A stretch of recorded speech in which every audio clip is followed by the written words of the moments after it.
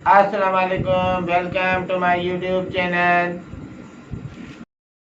دوستو، آپ نے ہر کسی سے گیمز کے بارے میں یہی سنا ہوگا کہ یہ آپ کا وقت ضائع کرتی ہے دوستو، لیکن گیمز کھیلنے والوں پر جب بھی سائنس نے ریسرچ کی یا ان پر کوئی ٹیسٹ کیا ہے تو اس کا رزلٹ دیکھ کر آپ ایک دم حیران رہ جانے والے ہیں۔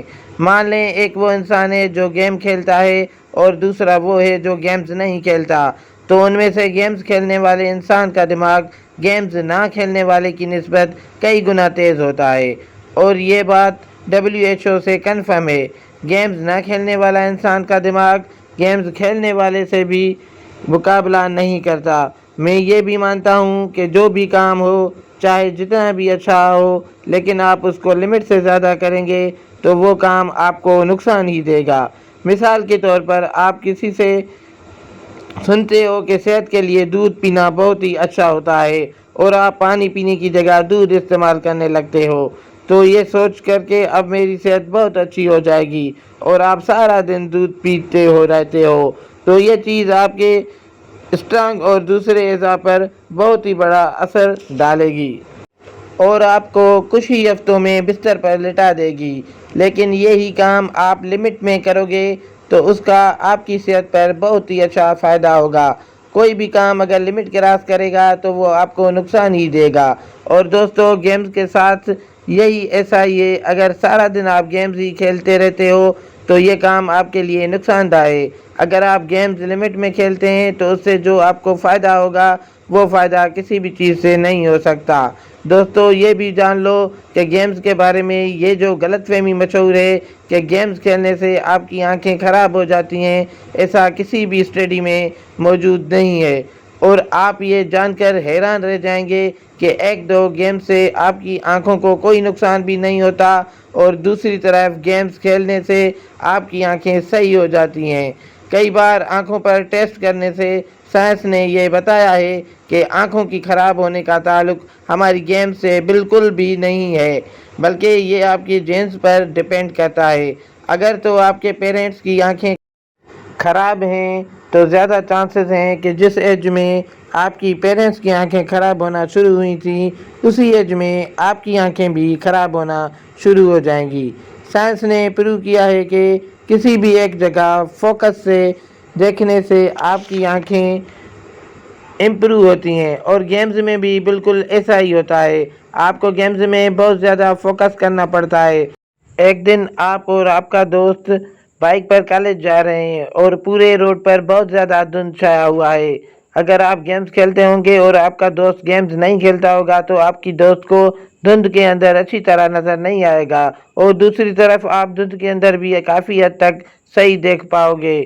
گیم کھیلتے کھیلتے آپ کی امیجنیشن پاور بہت زیادہ تیز ہو جاتی ہے۔ مثال کے طور پر میں نے آپ سے کہا کہ میں شاپنگ کرنے گیا اور وہاں سے فلاں چیز لایا، تو میری بات سن کر آپ کے ذہن میں ایک پوری فلم بن گئی، اسی کو امیجنیشن کہا جاتا ہے۔ گیمز میں ہر وقت ہمیں الرٹ رہنا پڑتا ہے اور کچھ نہ کچھ امیجن کرنا پڑتا ہے کہ آخر انیمی کہاں چھپا ہوگا۔ اس سے ہر وقت ہم اپنے دماغ کو الرٹ رہنے کی ورزش کرواتے رہتے ہیں۔ اگر ہم امیجنیشن میں تھوڑی سی بھی غلطی کرتے ہیں تو سزا کے طور پر ہمیں مرنا پڑتا ہے یا پھر ڈیمیج لینا پڑتا ہے۔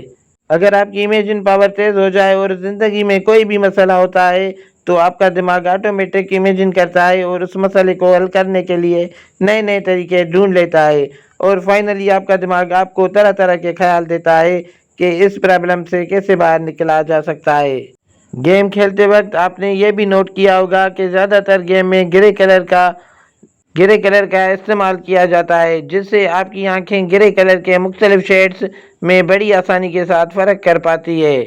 اس سے یہ فائدہ ہوتا ہے کہ آپ عام زندگی میں زیادہ تر چیزوں پر زیادہ تر فوکس کر پاتے ہیں اور زیادہ تر الرٹ رہتے ہیں۔ اور گیمز کھیلنے کے بہت بڑے فائدے ہیں۔ گیمز کھیلنے سے آپ کا دماغ تر و تازہ رہتا ہے اور ہر وقت آپ الرٹ رہتے ہیں۔ آپ سب سے سوال ہے، کیا حاجی ذات اللہ صاحب کی زمین نہیں تھی جو خطیب نماز جمعہ ہیں، جو خطیب نماز عیدین تھے؟ کیا ان کی زمین کوٹ چانڈکوں میں نہیں تھی؟ اگر ان کی زمین کوٹ چانڈکوں میں تھی تو ابھی وہ کہاں ہے؟ ہمارے پاس تو نہیں ہے۔ لہذا وہ زمین جس کے پاس بھی ہے ہم سب کو جانتے ہیں، برائے مہربانی میرے پاس آئیں، میرے سے بات کریں اور وہ زمین مجھے دیں، یا اس زمین کے جو پیسے بنتے ہیں وہ مجھے دیں، تاکہ میں اپنا کاروبار، اپنی بزنس شروع کر سکوں اور اپنے گھر کو سپورٹ کروں۔ اس سے پہلے کہ میں سب کے نام لوں، جس کے پاس بھی میرے والد صاحب حاجی ذات اللہ کی زمین ہے، میرے پاس اس کے ڈاکومنٹس موجود ہیں، میں اس میں اسکرین میں وہ لگاتا ہوں، اٹیچ کرتا ہوں، آپ دوست اور تمام ساتھی دیکھ سکتے ہیں، لیکن وہ ہمارے پاس نہیں ہے۔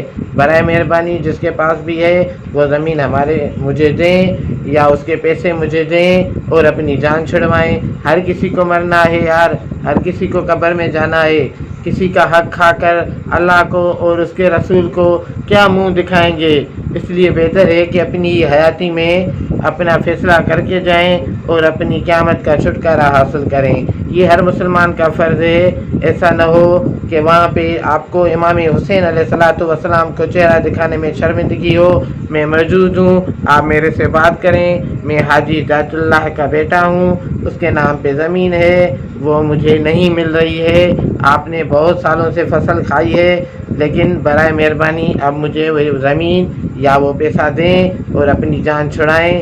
اور ایک دن سب کو قبر جانا ہے، کافی لوگوں کو ہم چھوڑ کے آئے ہیں اور لازمی ہے ایک دن آپ کو بھی چھوڑ کے آئیں گے۔ وہاں کا عذاب بہت مشکل ہے، وہاں آپ چہرہ نہیں دکھا سکو گے، اس لیے بہتر ہے کہ میرا حق مجھے میری زندگی میں ہی دے دیں، اپنی زندگی میں ہی دے دیں اور اپنی جان چھڑائیں۔ اور میں آپ سب لوگوں کی عزت کرتا ہوں اور کرتا رہوں گا۔ ایسا نہ ہو کہ میں یہاں پہ آ کے آپ سب کے ایک ایک کے نام لوں، بہتر ہے کہ عزت سے آ کے میرے سے بات کریں اور اس زمین کے پیسے مجھے دیں۔